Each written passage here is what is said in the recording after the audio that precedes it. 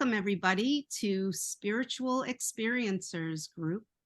And we're here tonight. I just want to say thank you for being here. We have a wonderful guest tonight, and her name is Mary Grace.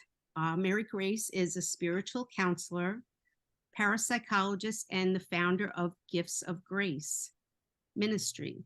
It's a nonprofit, non-denominational organization. She provides counseling and educational workshops on paranormal, supernatural, workshops on paranormal, supernatural, mystical, and near-death phenomena and experiences. And she also is the founder and co-leader of the Finger Lakes UFO meetup in Western New York.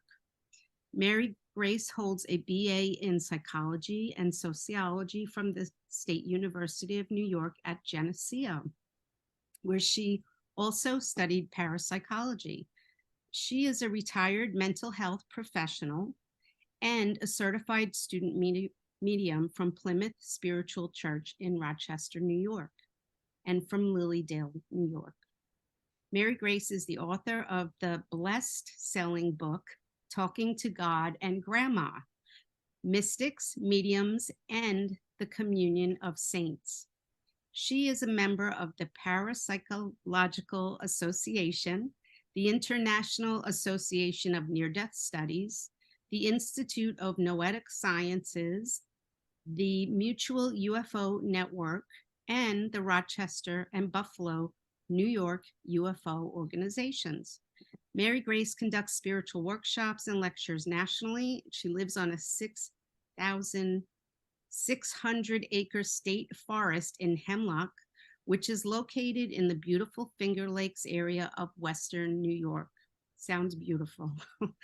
And she shares a home with her husband, Bob, and their 3 black cats, Mimi, Willie, and Smokey.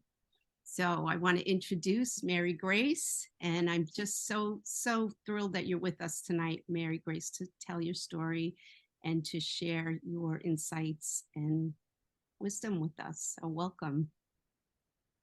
Well, thank you, Catherine, and I want to thank you all for being here and give me the opportunity to share my story. So I guess I'll jump right in. And my story of my near-death experience starts on November 1st, 2001. It was All Saints Day. And the story starts kind of sadly when I hit rock bottom. And maybe a lot of you know what that's like when you hit rock bottom. Many people have been there. And so that's where my story starts. And the reason I felt like I hit bottom in life is because at the time, for over 20 years, I've been suffering from 2 incurable illnesses, epilepsy and lupus. And the side effects of my epilepsy caused me to have approximately 5 seizures a day. And for those of you who aren't familiar with lupus, it's an autoimmune disease in which your body produces too many white blood cells, so your body is slowly killing itself. So the side effects of my lupus caused me to sleep between 12 and 15 hours a night or day. I slept a lot. I was extremely tired all the time. In addition, all the joints in my body hurt and I was in constant pain. Also, the side effects of lupus caused me to have 5 surgeries and a hole in my heart. From my illnesses, I had 5 medical specialists that I saw on a regular basis, and I was on 24 different medications. And to top it off, from the age of 14, I was addicted to drugs and alcohol. And to cope with it all, I did more drugs and more alcohol. Until one day, I couldn't take it any longer. I was also suffering mentally. I was suffering from grieving the loss of my mother. She had died a few months earlier, so mentally I was grieving, and emotionally spiritually I just felt bankrupt. So I knew I had to do something. I loathed living in such a cold, cruel world, and I just wanted to be near my mom in heaven. I didn't know what to do, but I knew I had to do something.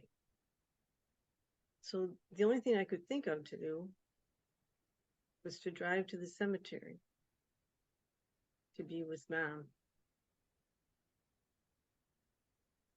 I was very, very sick and very much feeling like I was alive, but I wasn't living. I was dying, but I wasn't dead. I felt like I was in a state of limbo. So on that night, on November 1st, I got down on my mother's chilly grave and I prayed to God to take me home. And I just prayed and prayed, why me, God? Why me? Why have I been cursed with these two illnesses? And why have you left me in limbo? Why am I alive but not living, dying but not dead? Make up your mind, God. Make up your mind. Heal me or take me home. Just shit or get off the pot, God. Come on. Have you no mercy? Have you no compassion? And I was crying and sobbing and just begging God. Why me? Why me? And then I moved to making a deal with God. Any of you ever made a deal with God, I'm sure? I thought to myself, or I said to God, give me a sign that you have not abandoned me. And I wasn't sure what to do. I know. I'll quit drinking. Give me a sign you haven't abandoned me, and I'll just quit drinking. But if I get no sign, then screw you, God. All bets are off. I'll just drink myself to death. Only I didn't say the word screw. I kind of used the F-bomb there. I can't believe hindsight I said that to God, but I did. And I was mad. I was furious. And it seemed like hours talking to myself and crying and sobbing. I was just physically, mentally, emotionally exhausted. I admitted defeat and I went home. The next day, I got my sign from God. And I'll tell you the events that led up to that. The next day, I decided that I would drive to the city. By the city, I mean Rochester, New York, to buy some drugs. And while I was there, I was going to go to Borders bookstore. Y'all probably remember Borders, God rest her soul, to buy the latest book by John Edward called One Last Time. So I got up in the morning and I popped a couple of amphetamines for energy. Did a lot of amphetamines to keep myself going. And I drove to Rochester. I bought a bag of cocaine. I took that bag of cocaine and I put it in the console of my car. And then I drove to the nearby liquor store, bought a bottle of whiskey, and I stuck it underneath the front seat of my car.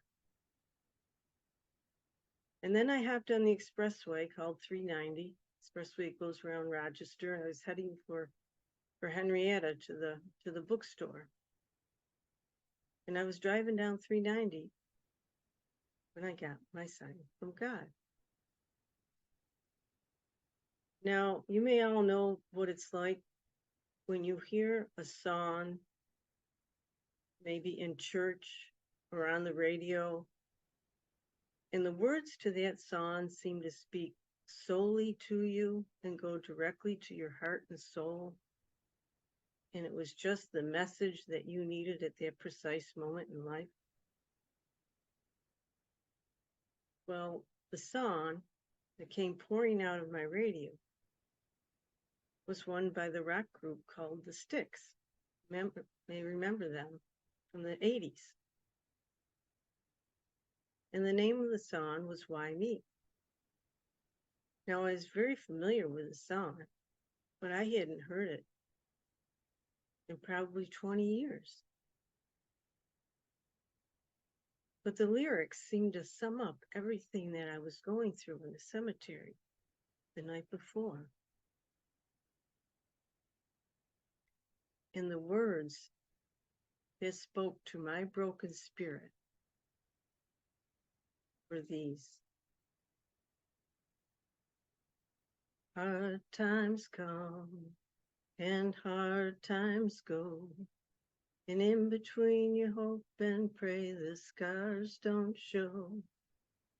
Life is strange, but so unsure. In days you hardly make it through. You swear that there's a curse on you and nothing seems to fit. Things don't go your way. You know you've had enough. You've had the right to say, why me? Why me? The very words that I was asking God in the cemetery the night before. Everything seemed to sum up everything that I begged of God, even asking him about the curse. And as I heard these words, I just knew it was my sign from God.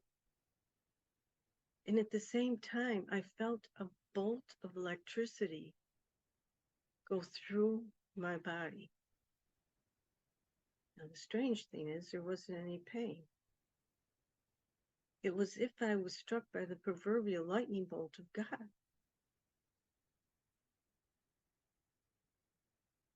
It was only later on that I learned what I was most likely experiencing at that moment in time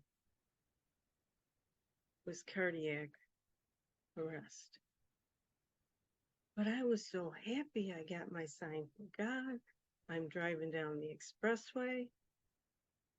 I'm sobbing, tears coming down my eyes. And I was right near the exit I needed to be for the bookstore. So I managed to pull my car off the expressway. Right there was the parking lot for the bookstore. I pulled into the parking lot and noticed the time on my clock was 5:15 p.m. I turned the car off, put my head back on the seat. Thank you, God. Thank you. Thank you for not abandoning me. Thank you. Tears streaming down my face. Thank you. The next thing I knew, I was floating up, up, up to the most beautiful, bright, white light. And as I reached that brilliant sight, I felt a tremendous force of love that permeated every cell of my body. And this love enveloped me and became me as we merged into one. This was the level of devotion, not like anything I had ever experienced before on earth. This was 1,000,000 times more intense.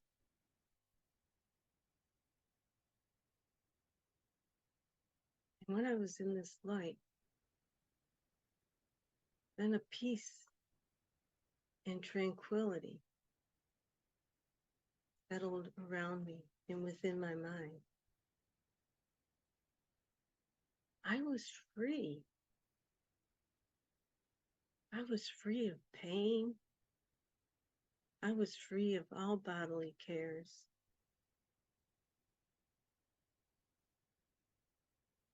And then I relaxed in this total state of comfort.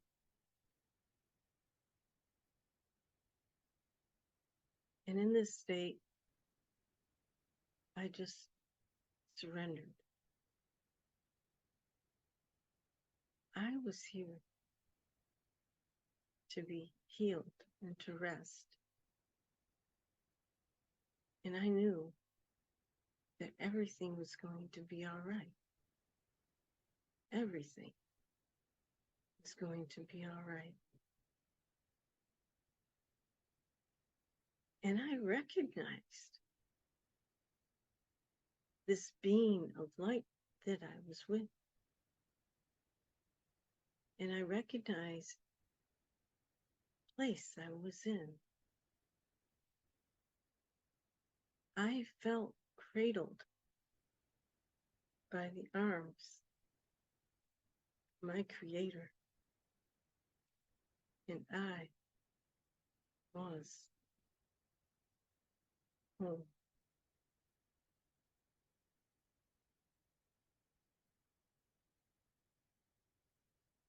This was just an incredible, incredible experience. Not like anything I'd ever been in. Condemnation and punishment were concepts that could not and did not exist in this light. I was not there to be judged. And any sins I had ever committed back on earth were already forgiven. There was no ifs, ands, or buts. This was just simple, pure, unconditional love. A love that was inseparable from me. And this love made me feel like I was the most important person in the universe. And I was loved no matter what. I was simply his child. And then what happened next is I had what's known as the life review. And I'm not going to get into all the details of that because it's a whole nother story. But what I want to tell you about is I was shown scenes from my life. And as I was shown these scenes, I had total comprehension as to why everything had happened in my life. For example, people that I thought were unkind, would hurt me, I understood that they were only playing their role in the charade called life. And they were there to help me in my spiritual progression. All the suffering and insanity of my life made sense and had a purpose. Everything was in perfect order. And after my life review, I was back in the light. God communicated to me without any spoken words. I've done all that you've asked of me. I gave you a sign that I have not abandoned you, and I brought you back home. You cannot stay, however. Your work is not yet finished. And in response, I indicated that I was perfectly fine with this decision. I was okay with that. And I knew it was the right thing to do. I knew I had to go back. And in addition, there was nothing I wouldn't do for someone that loved me that much.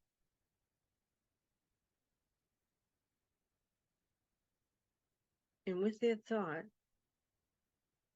I felt the light slowly pulling away from me. And I felt myself being pulled backwards.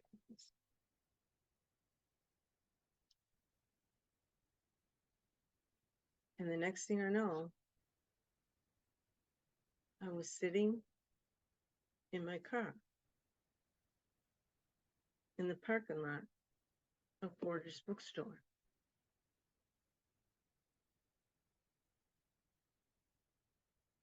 Sitting there trying to process what happened. I looked at my clock, watch. It was now 6 p.m.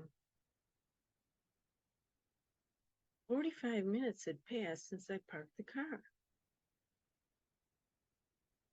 And I said to myself, out loud, what the hell just happened? Well, ironically, heaven had just happened to me.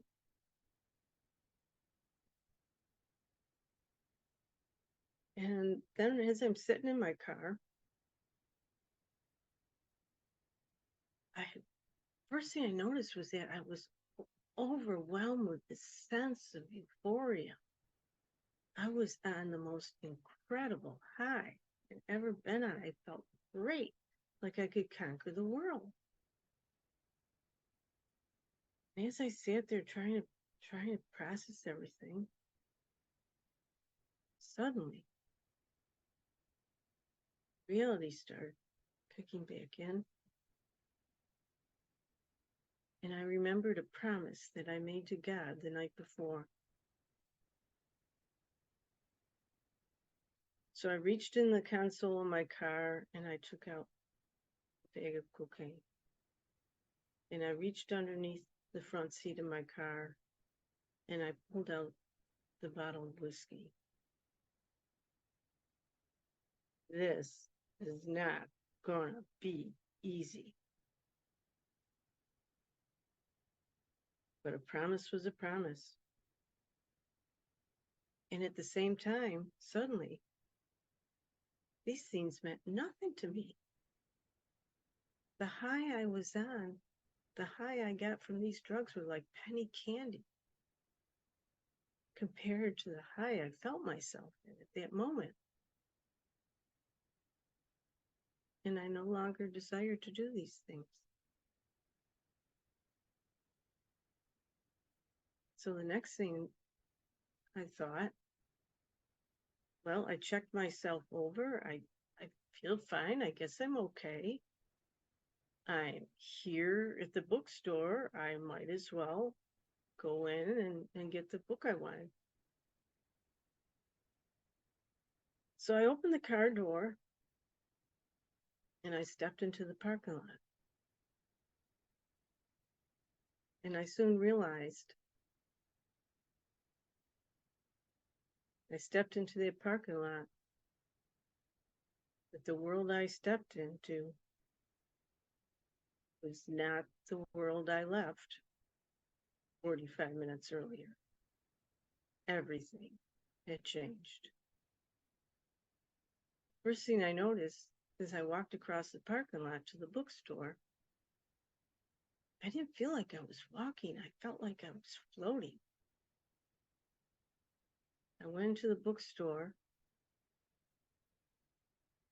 and I looked around to all the other customers. Everything just seemed weird and wonderful to me and kind of unsettling at the same time. But when I looked at another customer, I just wanted to run up to that person and throw my arms around them and hug them and tell them, don't you know how much God loves you and everything's going to be all right? And I just felt this overwhelming sense of love for each of the other customers in the store. Well, fortunately, I restrained myself from doing that. And I got my book and I got out of there. And it's only with time that I realized how much my life had changed the day I saw the light. And one of the things I like to focus on in my presentations is what's called the after effects.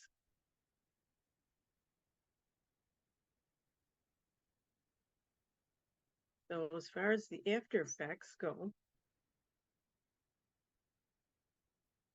like I said, the first thing I noticed was my heart overflowed with a level of devotion that wasn't human.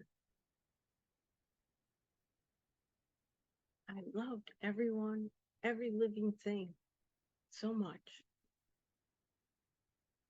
I loved the homeless person on the street as much as I loved my husband. I loved the birds and the animals and the trees just as much as I loved my family and friends. It was clear to me that God was in everything. I loved so much it physically hurt as I had this constant pain in my chest. I loved so much I thought my heart would explode.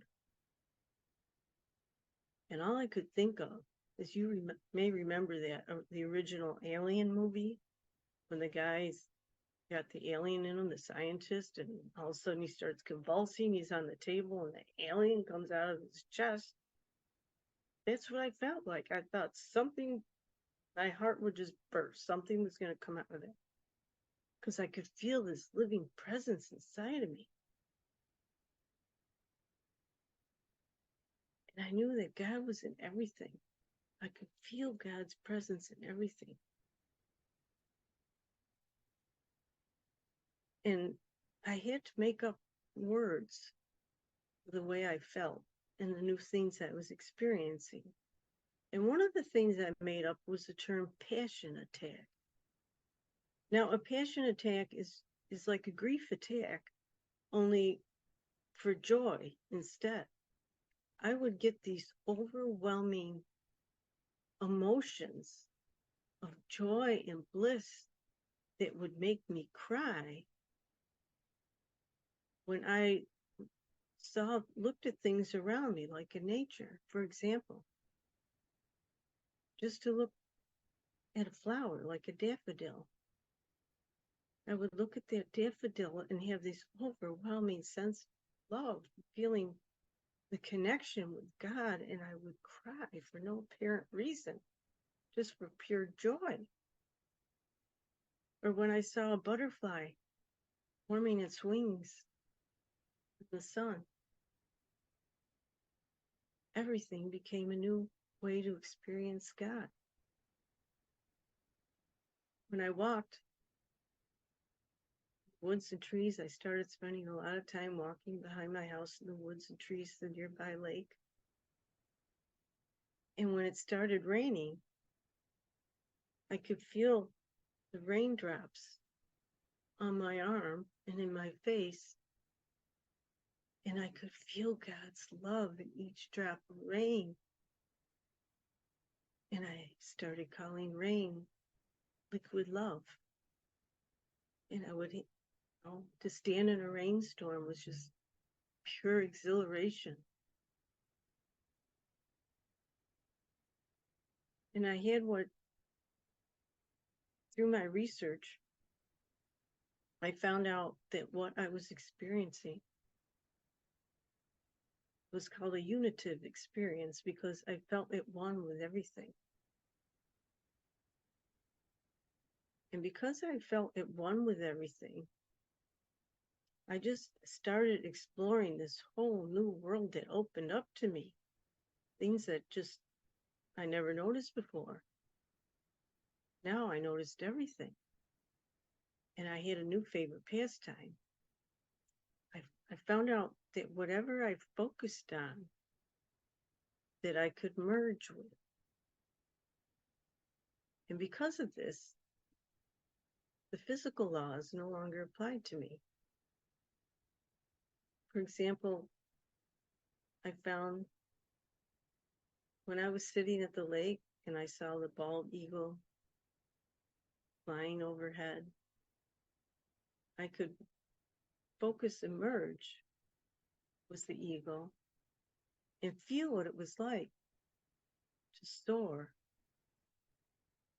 on the wind and to even catch a thermal. I spent a lot of time at the lake. I see a lot of geese that would just rest on the lake. And I found that if I merged with one of the geese, I could feel what it was like to kind of bob up and down on the waves.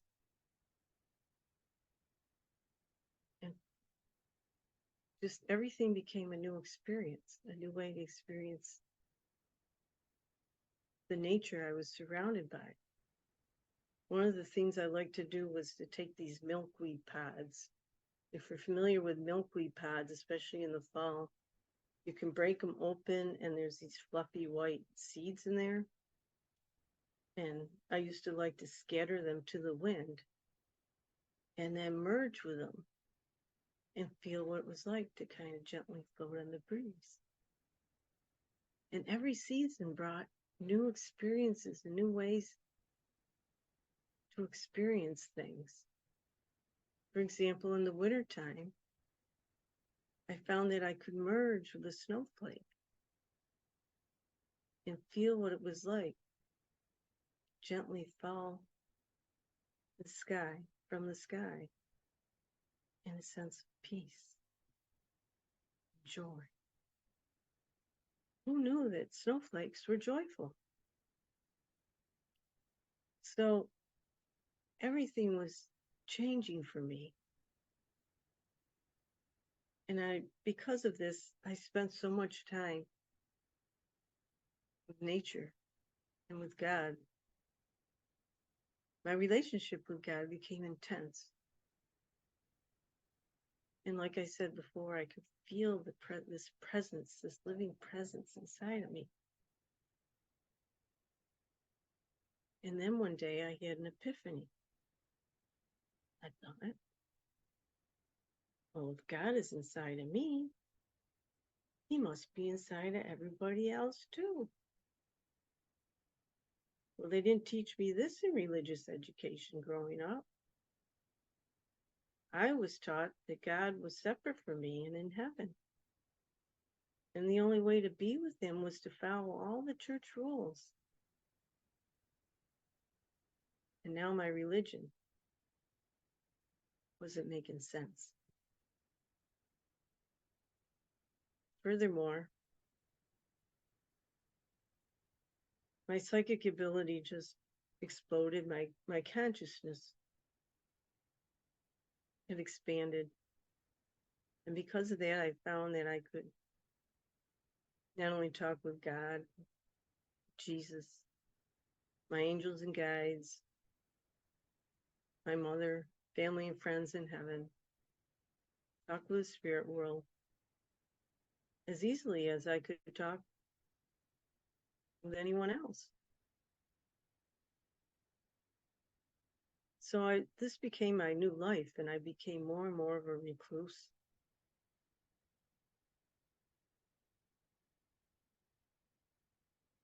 But on the upside, I started noticing changes in my body. As I said, was walking. I started spending long hours walking through the woods and fields to nearby Hemlock Lake. And before I saw the light, it was a struggle to get out of bed every day.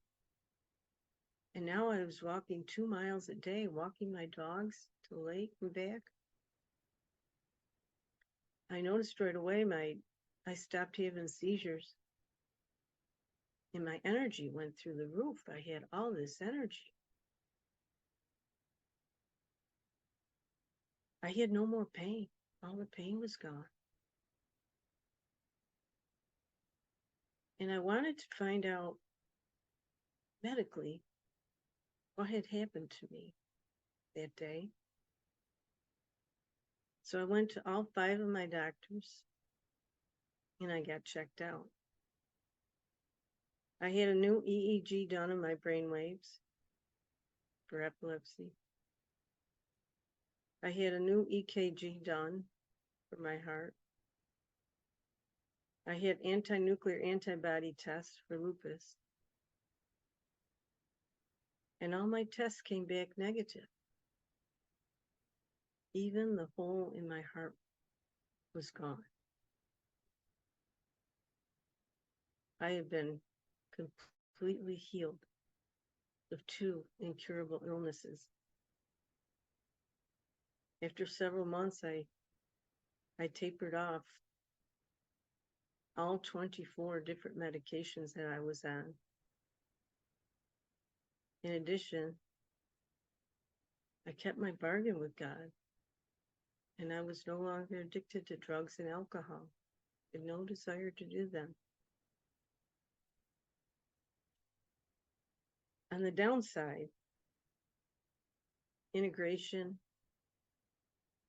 in between the 2 worlds was difficult, to say the least. I often like to say if I had 3 feet, 2 of them would have been on the other side and 1 of them here. I was completely aware that I was in this world and not of it. I was aware that this was not my home.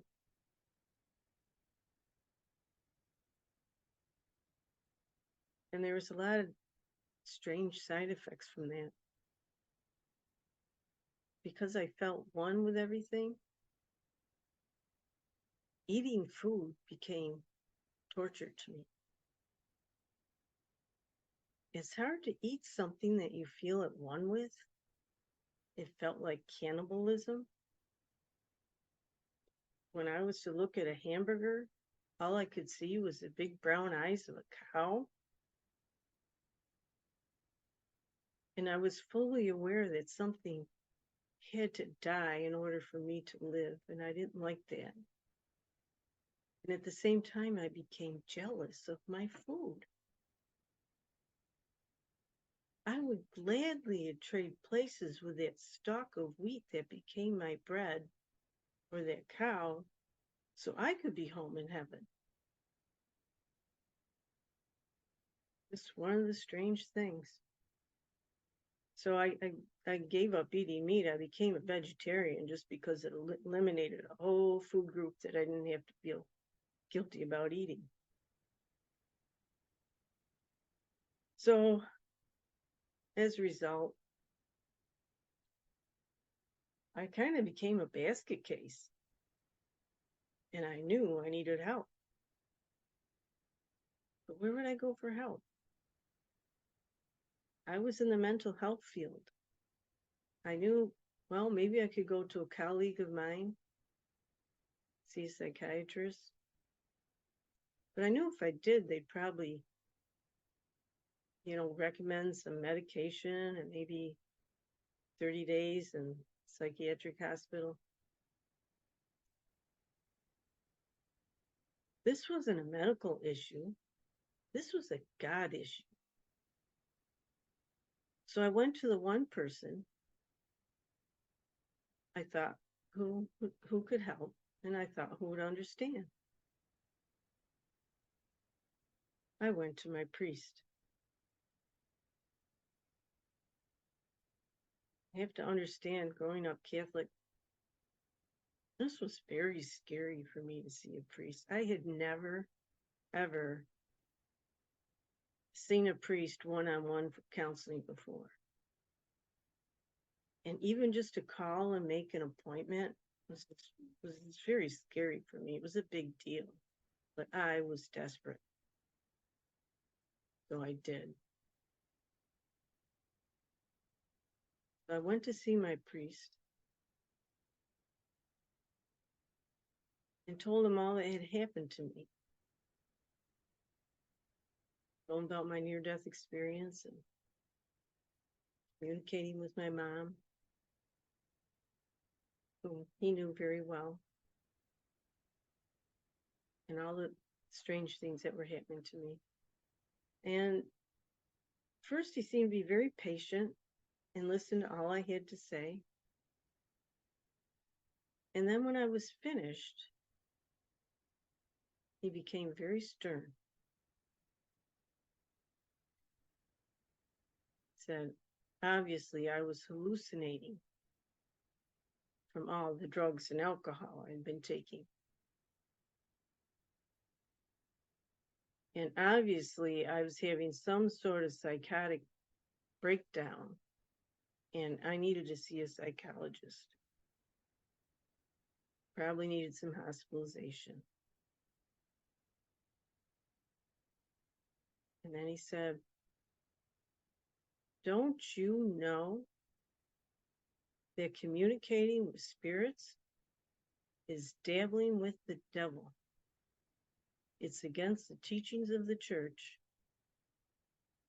and it's evil. Finally, he said, you need to find another church. I couldn't believe my ears. I went home and I just sobbed to my husband. Just sobbed. But then I got mad. I thought, who is he to tell me I can't go to my own hometown church? I had been going there for 40 years. I was baptized there, had my first communion there. I was confirmed there, and I got married there. That's the place where we have funeral services for both my mom and my dad.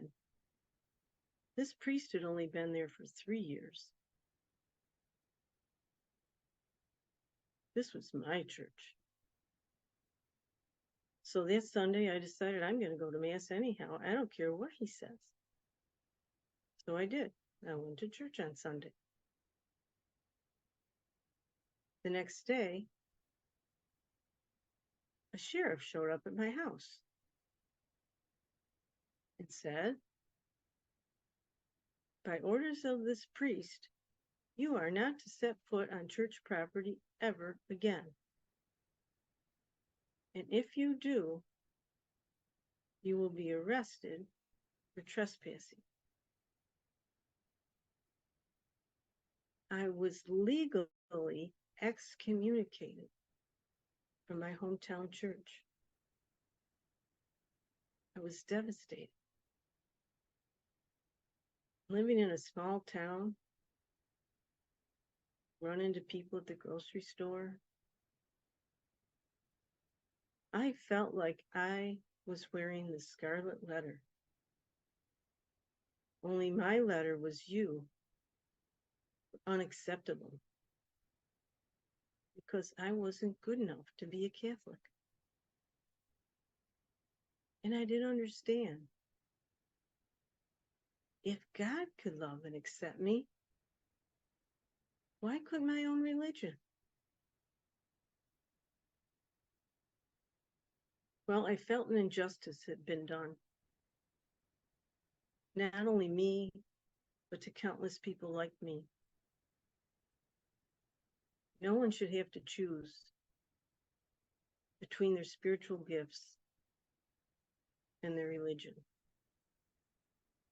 No one should be condemned for maintaining a relationship with their loved ones in spirit. And I had this burning question I didn't understand.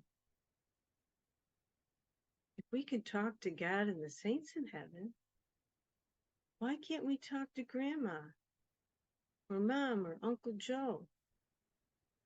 What's up with that? And furthermore, there's a huge contradiction in church teachings. We have a teaching on the communion of saints. If we're supposed to believe in the communion of saints, doesn't it follow that we would practice communion or communication with the saints? Saints being all people in heaven and earth, not just the canonized ones. And if so, what was the methodology? Where was the rule book? How are we supposed to practice the communication with loved ones in heaven? Well, there wasn't one. So I wrote it. I spent the next 10 years doing research and writing on how communicating with our loved ones and participating in paranormal and supernatural phenomena practices, it's all a part of our faith. It doesn't go against it. So I wrote a book to help people who are grieving the loss of a loved one and help teach them how to maintain those relationships. More importantly, the importance of maintaining relationships with loved ones in heaven, because that's where the healing comes. Healing when we're grieving, healing that's needed when we're grieving the loss of a loved one. And I wanted to educate people, to tell them that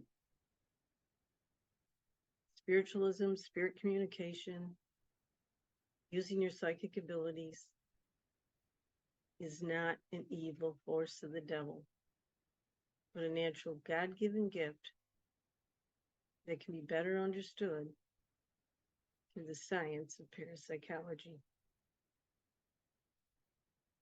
So I wrote a book that helped to explain how the supernatural and the paranormal is a bridge between science and religion. And then I started my own ministry, my own counseling service, Gifts of Grace Ministry, because I wanted to help other people who've had paranormal, supernatural, mystical, or near-death experiences. Eventually, I received the help that I needed. I found out that what I needed was a transpersonal psychologist. And I found such a person, and she helped me integrate into the two worlds. And also I found another faith community. I found a church. It was independent Catholic church in downtown Rochester, which I started going to every Sunday. It's called Spirit is Christi. Never thought I would drive 45 minutes to church, but I did. And I continue to do so up until COVID. And I want to close by giving you a show and tell, and then talk a little bit about my book. But I have the difference between my life before my near-death experience and my life after. So this is my show and tell. This bag of medication was the medication that I was on before my near-death experience. When I look at this, I think, no wonder I was sick.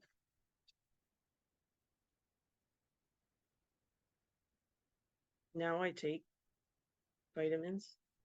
I actually take a lot of supplements, but vitamins. Life before my near-death experience, I was known as the beer babe. I used to always fetch the beer for everybody in the bar. Now I drink water, mostly. And I just want to close by mentioning my book that I wrote for anyone who's grieving the loss of a loved one.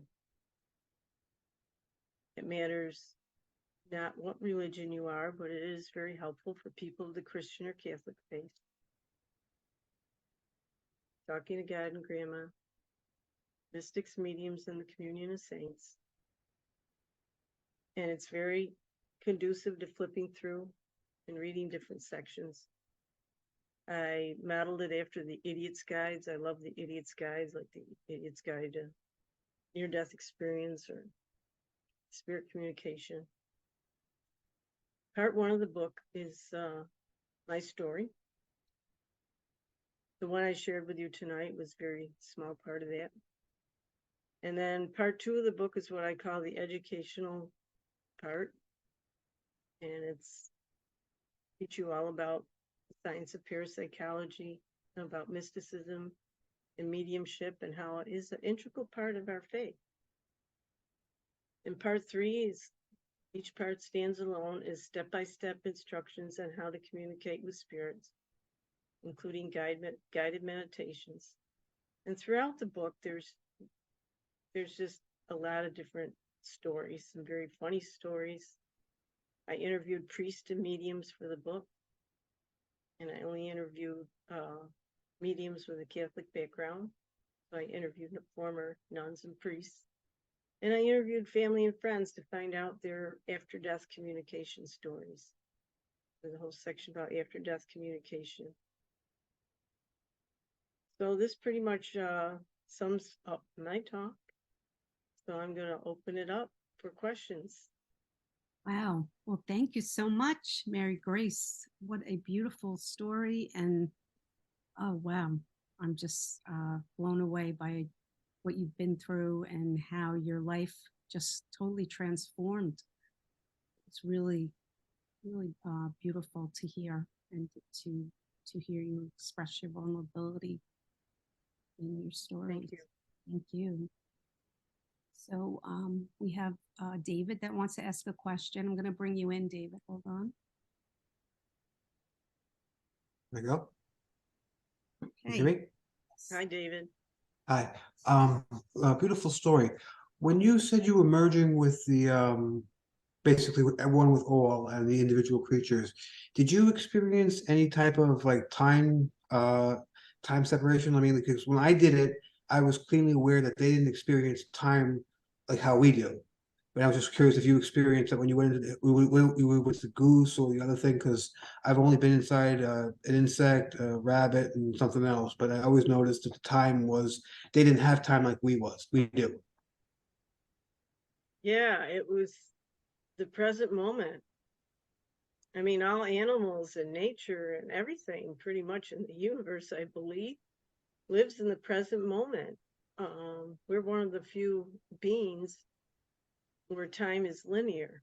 We see past, present, and future, but yeah, that's why we can spend hours and hours with nature, or whenever we're in a creative mode, whenever we're creating, which whatever we're creating, it's basically whether you're writing something or you're painting something, you're basically channeling, you're being inspired, you're basically channeling the divine. And we take things from heaven and we translate them into our art or music or books.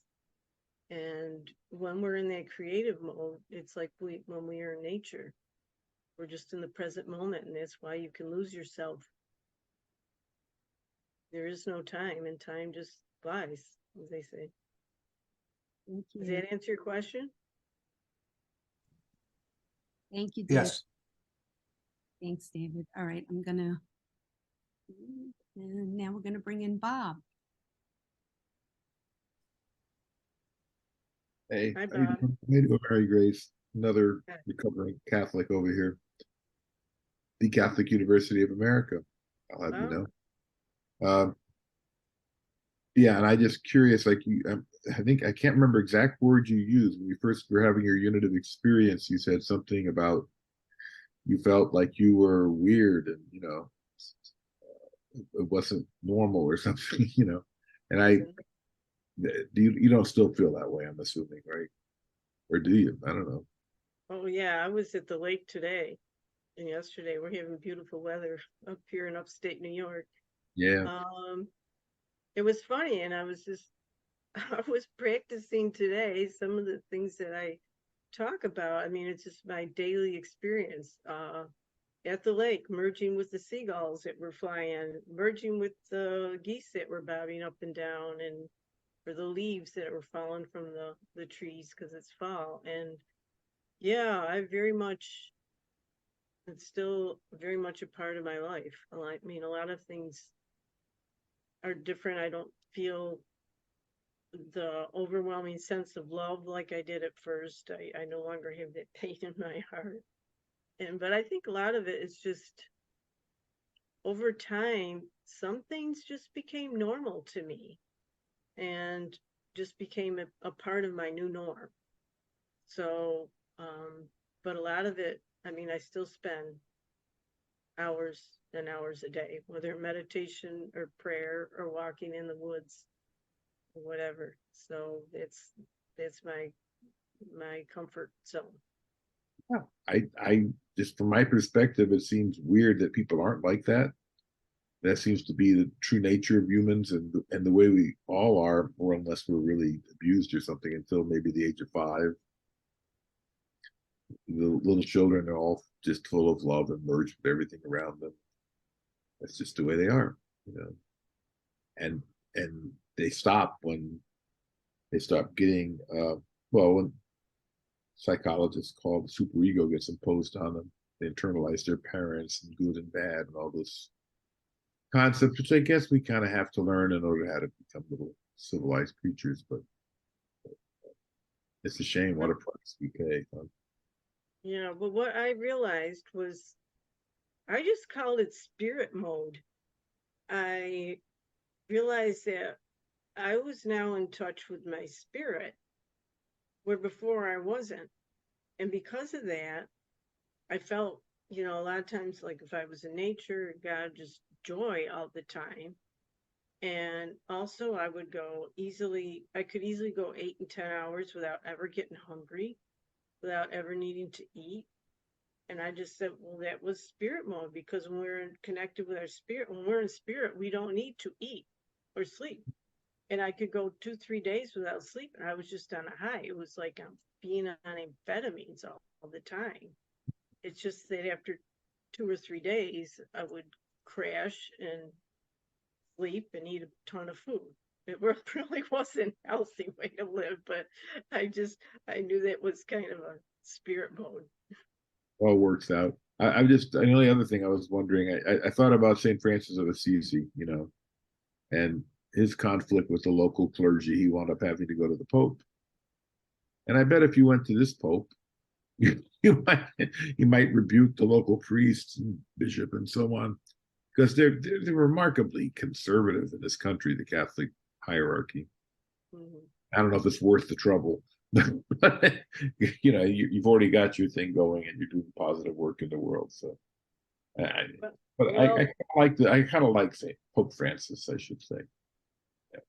in response to that, I had, like, one of my best friends, I had friends that were like really mad. It was like, that priest shouldn't have done that, and you should go to the bishop and talk to him and everything else. And my girlfriend was like, she worked for her dad, who was a lawyer. I said, I'm gonna talk to my dad. We're gonna get this. We're gonna have legal action and everything else. And I was like, no. Number one, why would I want to be part of a religion that couldn't accept me for who I was? Yeah. Couldn't accept for my spiritual gifts. And yeah, so I was very confused. And like I said, I found an independent Catholic church. It wasn't a Roman Catholic church. So yeah, and that's what really bothered me. It was like, you know, I guess I feel like I outgrew my religion, and I kind of consider myself an expanded Catholic because I think being Catholic is something it's in your blood and you don't ever take it out of you. And I still enjoy a lot of the things that go along with it, like praying to the saints and Christmas and Easter and things like that. So, yeah. And then my girlfriend did find out from her dad. She goes, yeah, I found out they can legally kick you off church grounds because it's private property. So that was the other thing that we did find out. Yeah. But, you know, it was like, really? That seemed kind of unchristian to me. Kinda, you think? All Yeah. right. Thank you, Bob. Do we have any other questions?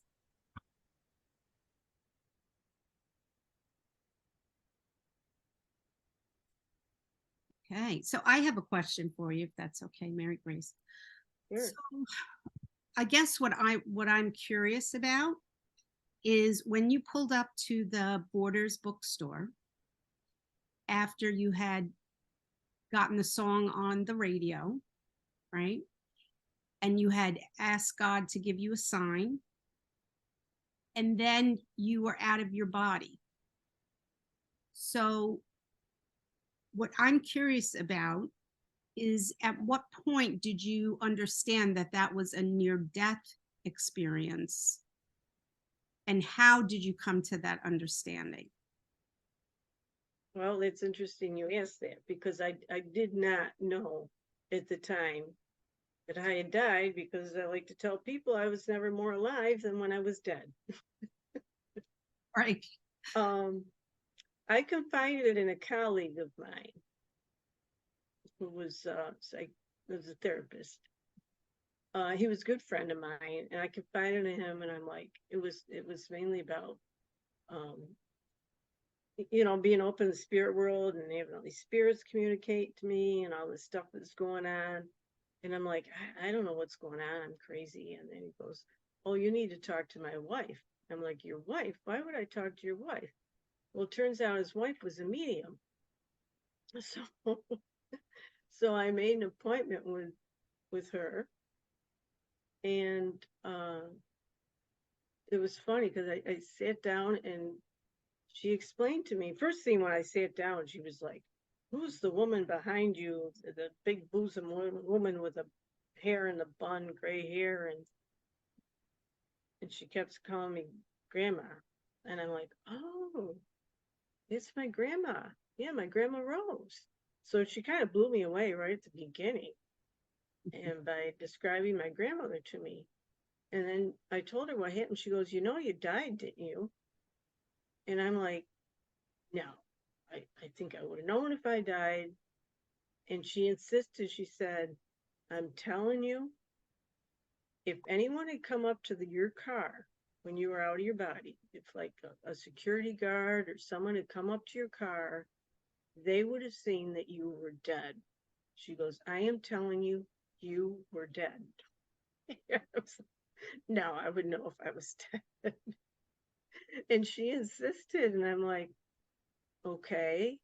And then I went home and I started doing research on near-death experiences because I had heard of it before, but I didn't know much about it.